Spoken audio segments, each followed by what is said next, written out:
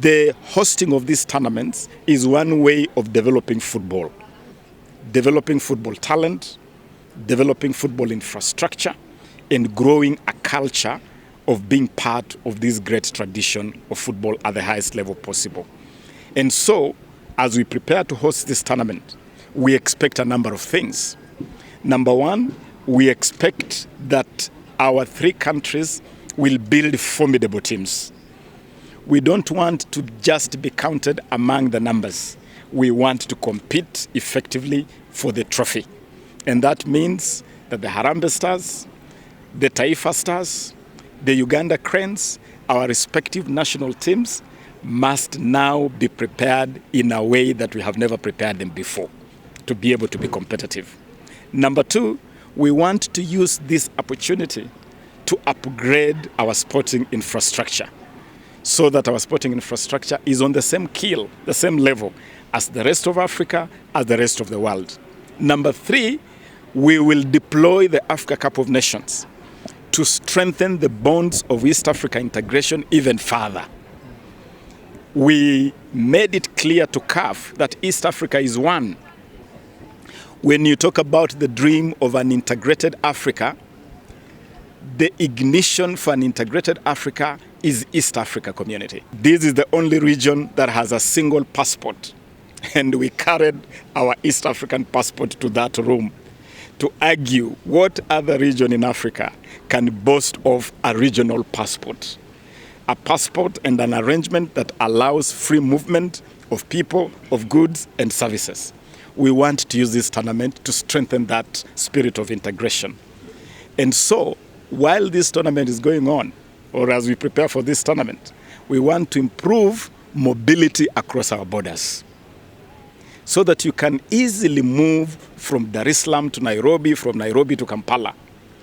We want to bring to fruition the dream of the East African tourist visa, so that once you're given one visa, it becomes one shot for the whole of East Africa, so that travelers who come to East Africa can have it very easy to move around.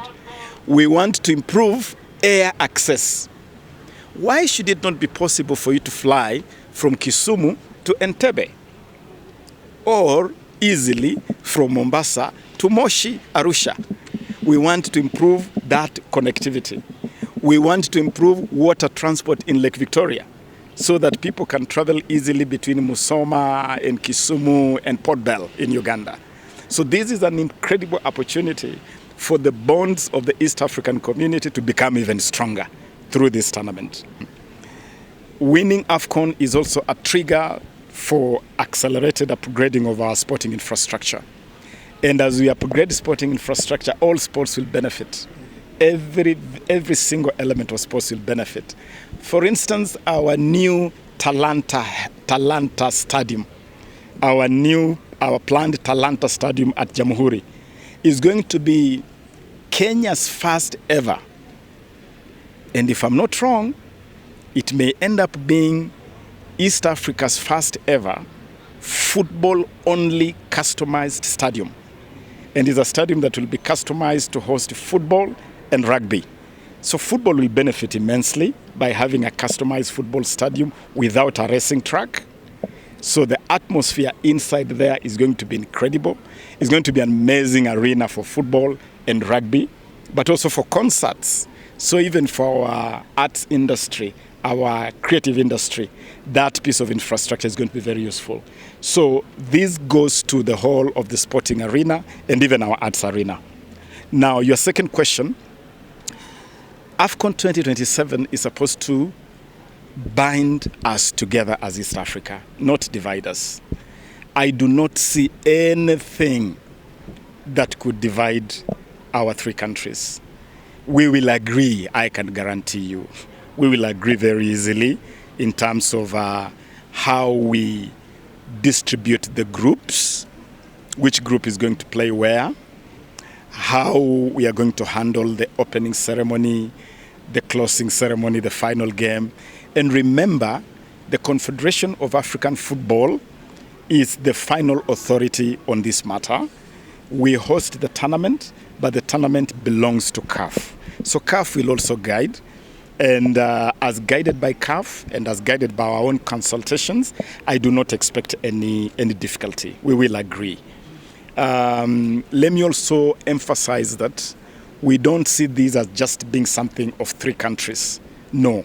We want to spread the benefits of this tournament to the whole of the East African Community bloc. We have a tripartite. We have worked round the clock as government, working together very closely with our respective federations. And so I also applaud the leadership of the 3 football federations in Kenya, in Uganda, in Tanzania, who have been with us every step of the way. All of you, all of us, hongera. Congratulations for this. We have delivered this bid, and I want to assure Kenyans that we will host this event and we will put on an incredible show. I am aware of previous disappointments that has fed that spirit of skepticism and pessimism. We lost AFCON 96 to South Africa. We lost CHAN 2018. And so Kenyans, to some extent, are justified to doubt, are we going to do it this time? Is it going to be taken away again? I am assuring you, this one is not going anywhere. Haiendi mahali.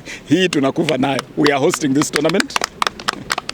We will host AFCON 2027 and we'll host it successfully. We have a good infrastructure development plan. And just to assure every Kenyan, every East African, that we have a joint monitoring mechanism to watch over preparations in every capital, in every country. We know that Uganda is making good strides. Tanzania is making good strides. Before I left the country for New York 10 days ago, I flagged off the preparations of our stadia. 4 stadia we are going to be renovating: Kasarani, Nyayo, and Kipchoge Keino. And we are building a spanking new stadium, which is going to be the jewel in the crown of all these facilities, the new Talanta Stadium. So we will be ready, no doubt about this. And we will keep on pushing each other, encouraging each other to make sure that everybody is on board. You have to remember that this was a secret ballot vote, and we were competing against very tough opponents.